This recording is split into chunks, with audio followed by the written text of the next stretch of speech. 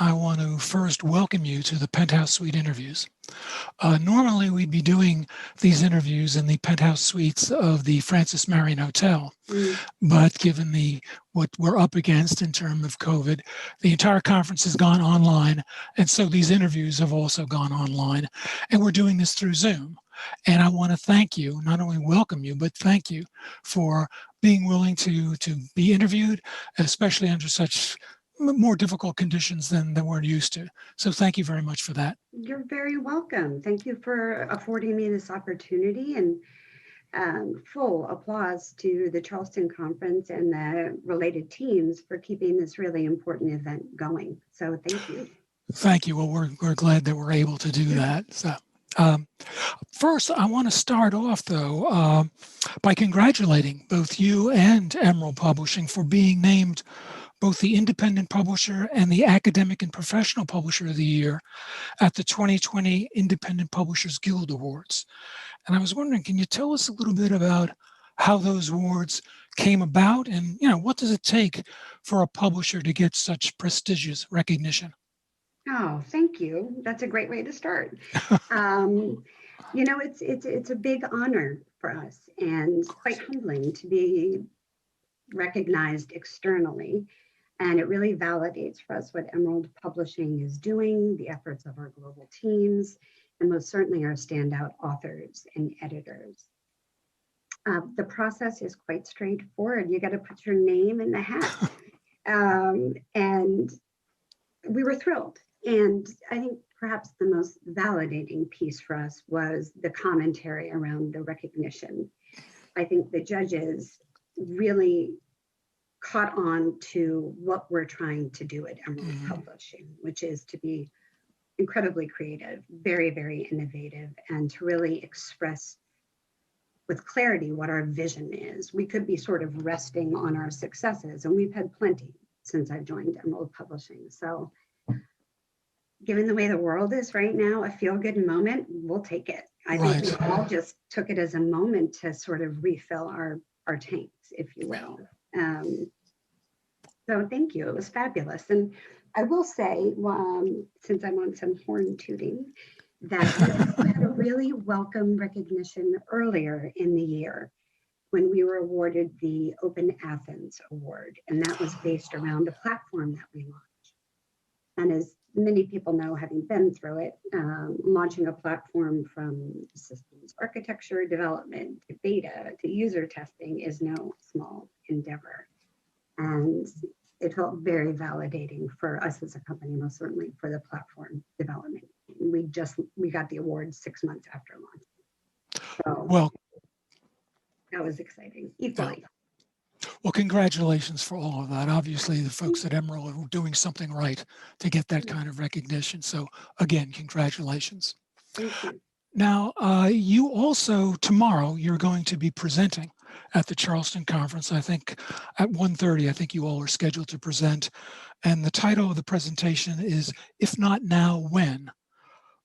Change Through the Power of Diverse Voices. And at that presentation, you in particular will be presenting the findings from the 2020 Emerald Publishing Global Inclusivity Report. But before we get into those findings, I'd like you to tell us who was surveyed and what was the reason behind conducting the survey, and what exactly is the inclusivity gap that you all refer to? Okay, sure, I'm happy to. Thank you for those questions. I think it's safe to say, while academia doesn't move at a super fast pace, but the research landscape is certainly changing. And we believe a key factor in this change, a propellant, if you will, is inclusivity awareness. So we felt very strongly that it was time to move beyond sort of solidarity, signposting, if you will, gather some data and use that as really our accelerator forward, whether it's partnerships, what we can do to tackle this issue and its global impact. And we had to start with really issuing this report, better understand the views of the research community and what they thought the barriers were, having a more inclusive promoting inclusivity within academia and certainly across wider society. It felt like the absolute right thing for us to do. Emerald has really deep roots in equity, diversity, and inclusion, most certainly internally throughout the business, and it's a deep ethos that runs from top to bottom across Emerald Publishing. And I would like to think that EDI is almost becoming synonymous with our brand. We take it quite seriously. And, you know, we know to make an impact in this area as a publisher, you have to commit to diverse voices as being really the critical thing that needs to change within scholarly discourse.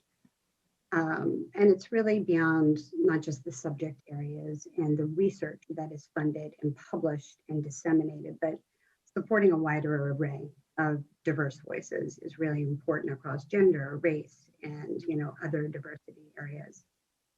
So in March, we commissioned this global survey to find out exactly what the inclusivity gap looks like and is. And the report is really comprised of two surveys. In total, so we started with the academic sector and we sent out our survey to about 130,000 people across just over 200 companies. And this was sent to our the researchers within our authoring editorship pool, if you will. And we had about 1,100 people respond from 100 countries, and they completed the survey. And again, this was in March. And they gave their perspectives on inclusivity in society, in the workplace, in order to understand perceived barriers and solutions. The second part of the report was reaching out to the public, and we did so to about 1,000 people across the United Kingdom and the US. We wanted to really understand their perspectives on themes of inclusivity and use that feedback almost as a comparative tool from what we found within the academic setting. I won't go into it too much because there's a lot of data and meat in there, but you know, in the report, which is really available, we really present the main findings of the survey, including people's perceptions of inclusivity, the benefits of and barriers to an inclusive society. Topics included attitudes towards research impact evaluation, cultural challenges within academia, and the roles certainly that publishers can play in furthering systemic change within the research ecosystem. Now, when I was thinking about this discussion, I do think it's worth noting that these surveys were completed in March. So really prior to what became the real crystallization of what was apparently a very serious global pandemic. And then here in the United States, the survey was completed before the murder of George Floyd, which really became kind of a flashpoint in our country, and I would say in the globe, as we watched people protest in solidarity. You know, and Mr. Floyd's death really, there was nowhere to go with it because of the pandemic other to really reckon with hundreds of years of civilian brutality and death at the hands of the police. So I think it's logical to conclude that some of the findings and responses, had this survey come out at a different time later, might be quite different. What would you say were the key findings, though, if you had to narrow and focus down on the key findings of the report? And did it help reveal barriers that we have that stand in the way of achieving inclusivity? And do they, at the same time, do these findings point to strategies that can be used to enhance inclusivity and lessen discrimination? Those are great questions. Thank you.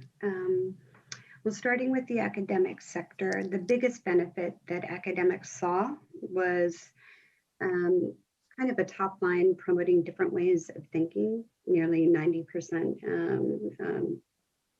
ticked that box, if you will. But interesting, worryingly for me, 13% answered the same question, saying that they could see no benefit at all And there was a very small minority of supporting comments that suggested people felt inclusivity could in fact lead to mediocrity. So, those are the findings when you do a survey of this size.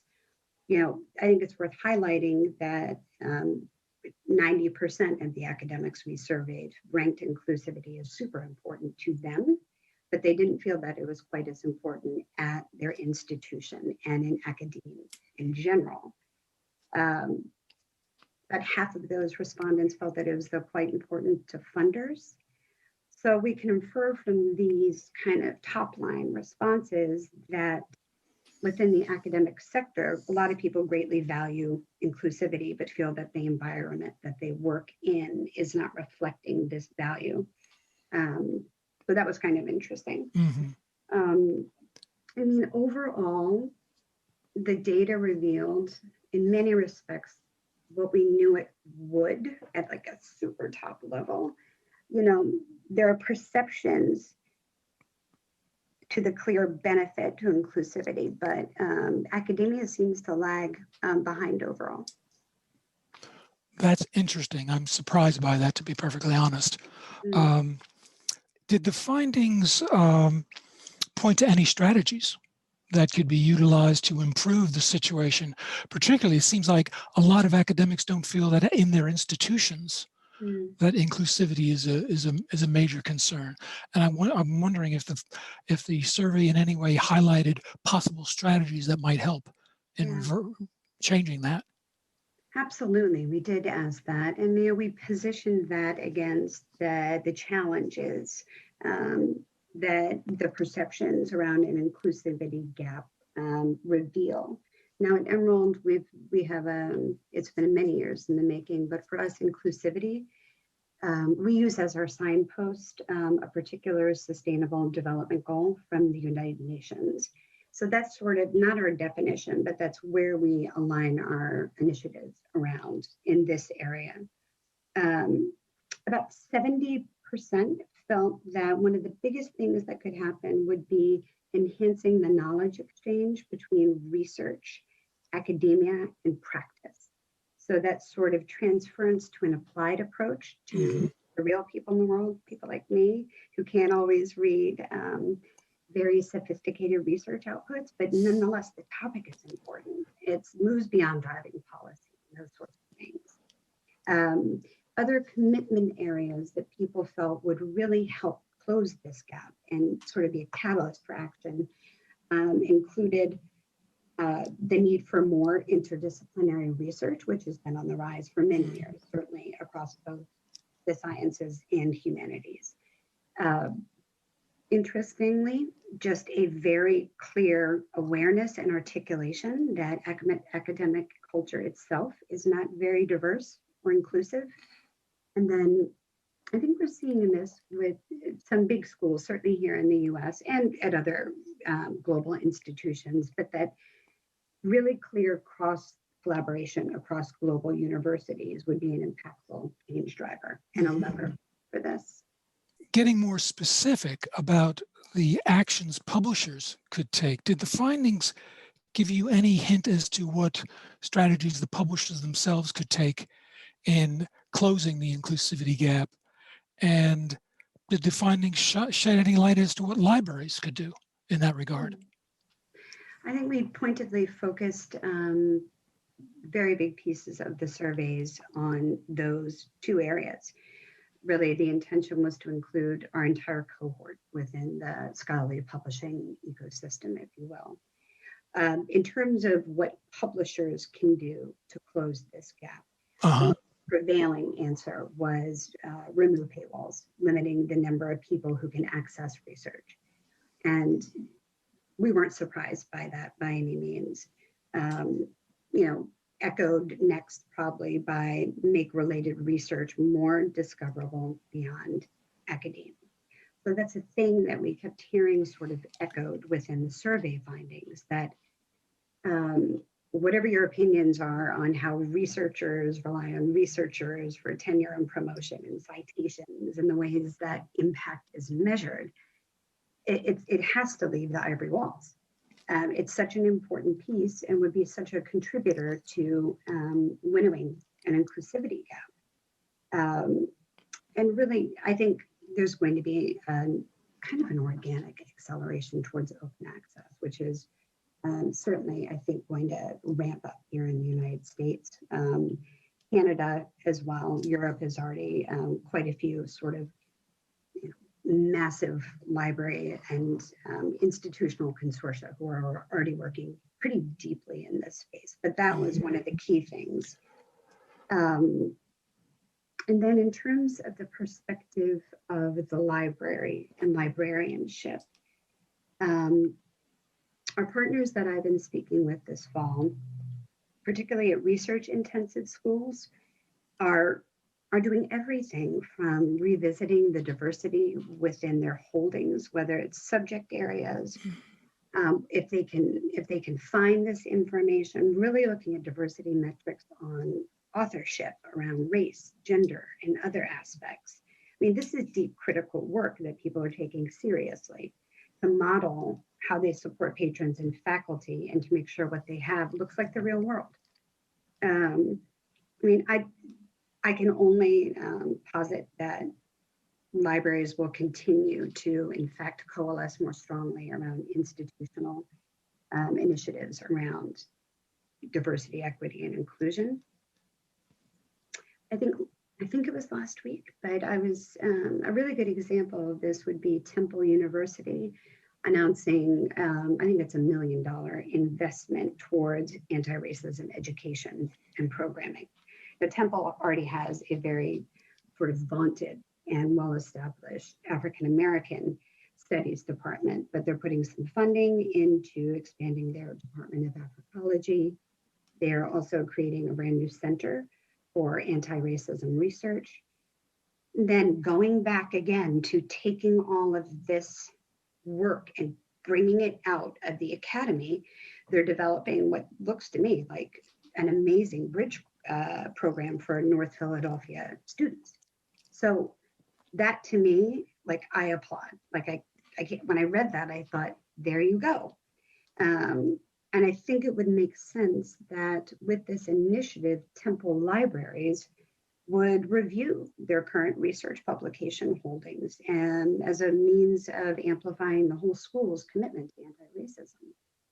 And there are a lot of challenges right now in higher education, whether it is funding, whether it is budget allocation. So this sort of investment, proceeding apace, I'm sure it was thought of this year, is amazing. It's really exciting.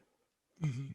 Well, I think taking this research and taking all this commitment and bringing it to the community and in a broader societal sense is a challenge, but it's something that has to be done. And I'm glad to hear that that's a direction that it seems things are going. We are passionate about this. I mean, personally, I'm ready to start a movement. I am. I just need people to jump off the cliff with me. And it means that you kind of have to have some, was it trumpeters, some creative destruction happening of these very entrenched frameworks whereby research excellence is measured.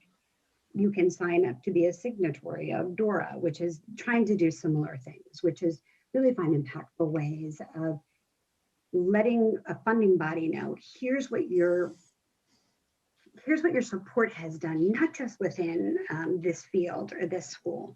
Here's how it's making a real impact in the real world. Yeah, I'm super passionate about that. Emerald is as well, and it just will take a bit of a revolution, I think. Well, best of luck in fomenting that revolution. Erika, before we let you go, is there anything that we've missed?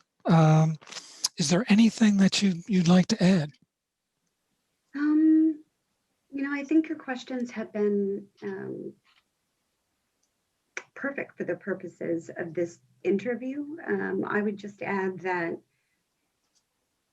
this is, you know, a critical step to take.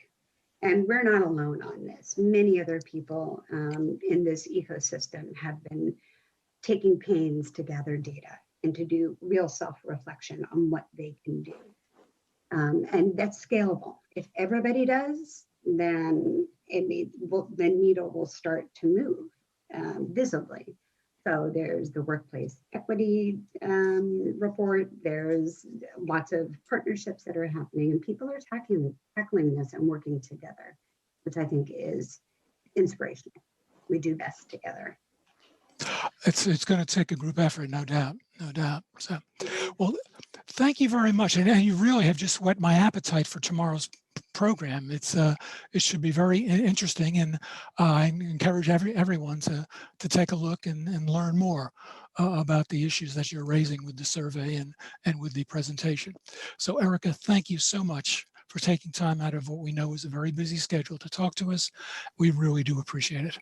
Absolutely, it's my pleasure, and thank you so much for again wanting to speak with me. So thanks, Tom. Okay, take good care now. Thank you. Bye. You too.